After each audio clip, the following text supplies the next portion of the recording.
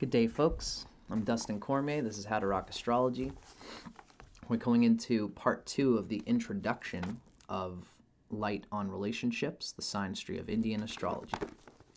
In our last episode, we talked a little bit about fate and free will in relationships, and we gave a general philosophical backbone to how these authors think about the philosophy of Jyotish and relationships in general. Now we're going to get a little bit into the guts of how the application of relationship analysis relates. But this is still the intro, so they don't quite get into techniques. It's more about their approach to applying them. Excuse me. This first bit is relationship analysis. Now, in the context of relationship analysis, Janma, which is natal astrology, examines the karmas that a couple bring forward into this lifetime.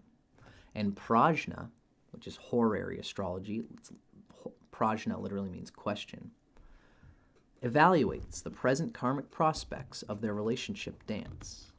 So it's like who they are in the soul, natal, and then what's happening now between them. Prajna. Horary. Janma, natal astrology, assesses the ways in which a couple will relate, and Prajna evaluates whether or not the couple will actually pursue a relationship. Interesting. So good Jyotishis use Janma, natal astrology, to evaluate how well the habitual relationship propensities of two people may intermesh to support or undermine a relationship. Then they use Prajna, horary astrology, to inquire into the actual viability of a couple's current relationship prospects, as of the moment they appear for a compatibility assessment. This would be kind of like using, in Western language, it's like natal astrology and dynamic transits and progressions and etc. The distinction between Janma, natal, and Prajna, horary, comes into sharp focus when we consider how frequently we contemplate our potential compatibility with people who are never likely to enter into relationship with us. Just because your birth chart perfectly matches that of a famous and desirable person does not mean that you will end up in a relationship with them. Those who approach Jyotisha for an assessment of relationship compatibility will ideally locate a competent Jyotishi, one who will help them create accurate visions of relationship reality that embrace both the fundamental nature and the actual viability of compatibility. Client and Jyotishi must feel a deep and genuine reciprocal rapport for this goal to be achieved. For the successful practice of Jyotisha involves the creation of a healthy relationship between the reader and the subject, what's within and who's in front. A good client actively participates in the process of assessment, creating, via interaction with the Jyotishi, the astrologer, a relatively positive or negative relationship karma. The satisfaction that you may obtain from a Jyotishical analysis of one of your associations or your relationships will thus depend on both the Jyotishi's skill and on how you and your partner's karmas affect that skill of that astrologer. The more you know about Jyotisha and its techniques, therefore, the better your fit with your astrologer will be. Meaning, the more we know as clients about astrology, the easier we can relate to the astrologer trying to give us the download. The guidance you gain from the techniques in this book will be generally reliable and may occasionally be exceptionally precise, provided that you apply these tools according to their rules. The first of these rules is to accept Jyotisha for what it is and not for what you wish it to be. It's a classical Indian approach to knowledge. The vocabulary and style of expression of Jyotisha's knowledge rarely corresponds precisely with the modern expressions used to translate them from the Sanskrit. If you let your mind interpret Jyotisha's pronouncements through its pre-existing reality filters, through our language, through how we in the West have understood them, and even modern India understands Jyotisha, you will likely lose much of the very perspective that you have approached Jyotisha to gain. Jyotisha is essentially pure knowledge, pure truth. And if you are a fish caught in a fishbowl, you're bound to ask questions related to that fishbowl, because that's the only reality that you can understand. If you try to apply that to your world as the fishbowl, you're never going to see the world outside of your limited understanding. As an example, let's take Jyotisha's preference for speaking in generalities. Happiness is one such generality that abounds in classical Jyotisha texts and scriptures. If, when you hear the Sanskrit word sukha, which is generally defined as happiness, in your Jyotisha reading, you think of every possible context in which happiness can occur. You can be sure that you are coming close to sukha's actual meaning. The modern preference for specialization, however, tends to inhibit progressive people from comprehending a generalization like sukha. When a true Jyotishi says to a Westerner or a Westernized Indian, "You are unhappy about your mother. Your fourth house is afflicted," the response from the client typically is, "That's wrong. I love my mother and she loves me." If the Jyotishi patiently explores the mother's condition instead of the quality of the emotional relationship of child with mother, however, a different picture often emerges. Even if the child and mother share love for one another, the mother may still have been sufficiently emotionally distraught, neurotic, or psychotic, or chronically ill, exceedingly poor, or otherwise personally dysfunctional, to have had a rough time in the world, and to have unconsciously impaired the child through her circumstances. So, conversely, even when a client has had an unhappy relationship with his or her mother, both parties may have been materially comfortable.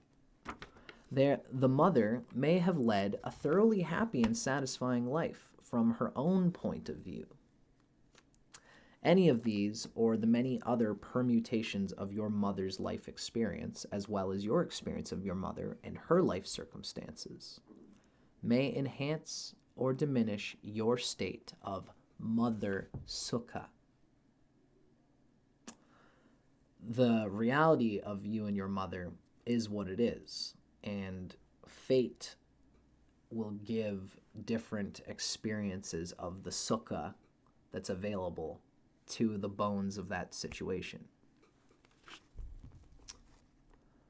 So, clients who are educated and astute enough to appreciate what a Jyotishi means when speaking of something like mother sukha facilitate the Jyotishi's ability to dig deeper into the matter at hand.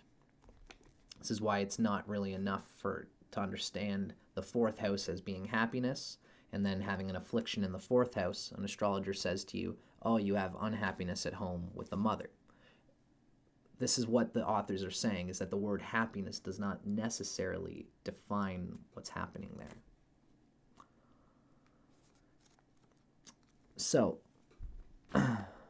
make Jyotisha into a commodity. If you make Jyotisha into a commodity to be supplied on demand, you will get astrological advice of the same quality as the personal care you might get from an overworked modern physician.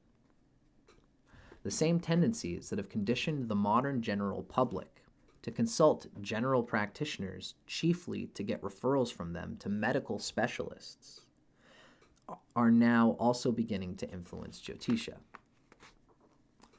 The yen for specificity is forcing Jyotishis to reach for that level of astonishing divine inspiration that makes the difference between a "you will travel during this period" prediction and "you will go to New Jersey from Vancouver for the marriage of your third older sister" pronouncement. Such proclamations may astonish, and while this is so, they can also uproot the budding relationship between the Jyotishi and the client, a relationship that must develop if the client ever hopes to gain from the Jyotishi a big picture overview of the direction and momentum of his or her life. So it's like the more you push your Jyotishi to give you a certain experience, the less that Jyotishi can organically give you the experience that they feel they want to give you, which is the reason why you came to them, is to give them a different perspective on your situation, not to get a different perspective of your perspective, right? Or, more options from your limited perspective. That's not why we go to a Jyotishi.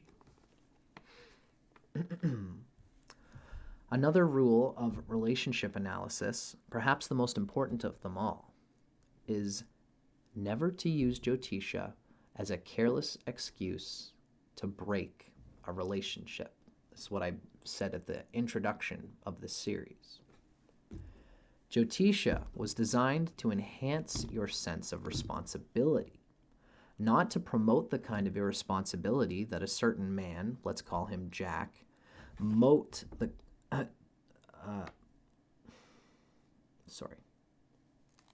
Jyotisha was designed to enhance your sense of responsibility, not to promote the kind of irresponsibility that a certain man, let's call him Jack, displayed with a certain woman, whom we can call Jill, okay? Jack and Jill had enjoyed themselves on their first date together. On parting for the evening, they were mutually interested in enjoying another rendezvous until the day they met by chance in a supermarket. Jack happened, on that day, to have in his pocket a mass-produced copy of one of Jyotisha's compatibility tables. When he used this table on the spot to gauge their mutual compatibility, he found that their stars did not properly align. He promptly announced to his astounded companion that their date was off, for Jyotisha clearly foretold that they must be incompatible. Jill told us later that she had never felt so insulted in her life. By bringing their karmic interaction to an ungrateful close, Jack created new karma for himself, whose painful results he will eventually experience. If Jack continues to misuse Jyotisha in this shallow way, he will dig himself into an ever-deepening relationship hole, creating future misery without realizing why or how. If, like the arrogantly cavalier Jack, you extract one thread from an item of attire and proclaim it to be the whole garment, you can expect that thread to be woven into the shroud of your relationship life. Such good writing. Now the authors offer us some closing thoughts from this introduction. A few works on the subject of Jyotishical compatibility analysis already exist in English. None that we have seen thus far, however, are really accessible to the modern Western student of Jyotisha. So that's why this book is created. This book, parts of which present selected astrological methods that have been used successfully for centuries by Indian Jyotishis. This book has these things. The authors have developed and included other methods of interpretation that have not been mentioned explicitly in Jyotisha's traditional texts. Their main inspiration for leaving Jyotisha's conventional path was its traditional point system for comparisons of horoscopes. There's a word for what this is. I'm sure they're going to give it to us here.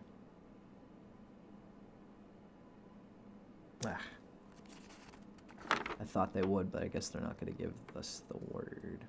But there's a traditional system that often it looks at the moon, it looks at the ascendant sign, it looks at various things, and it develops a point system that many Jyotishis will readily recognize. And these authors keep it in their actual analysis style. It's complex and ethnocentric, and so it's not user-friendly to the average Western-trained mind. So they keep it, but they modulate it.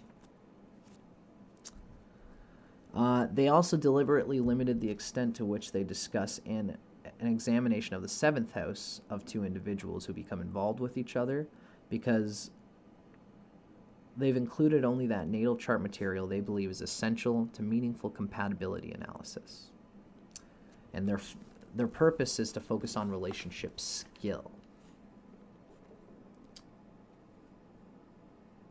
So they have a few ways of describing their relationship analysis style later on in the book.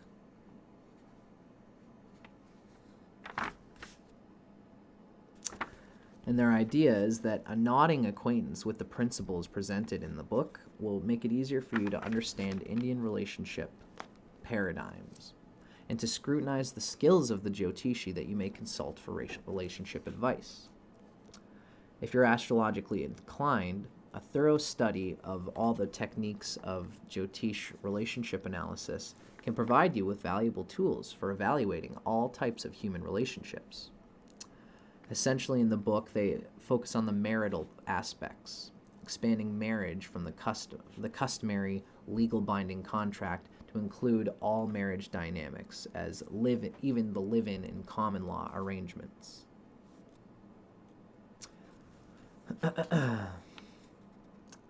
So this is generally how they approach relationships. Their conscious intent in this book has been to help the readers better understand how the reader relates to the many notable others in their lives. That enhanced comprehension may sweeten their lives in all senses. This is truly coming from a place of what Venus is, not just as a marriage planet, but the arbiter of sukha in all ways in our lives. They don't try to provide one-size-fits-all explanations for why some people fail to relate well, or instant solutions for relationship makeovers. Too many people seek truth only until they locate a convenient theory that seems to explain everything about everything. Astrology often seems to serve this purpose. If I'm a Scorpio and my chosen mate is a Gemini, it's no wonder we don't get along.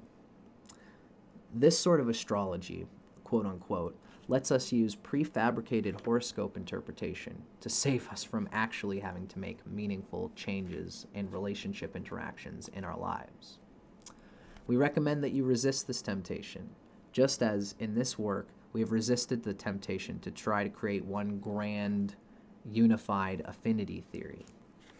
This is just these guys hashing out their general ideas of relationship astrology.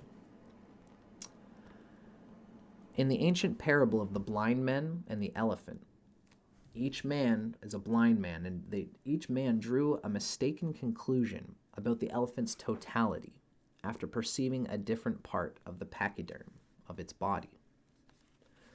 The elephant of Jyotisha is so wonder-filled that only blind men could expect its reality to yield to a single point of view.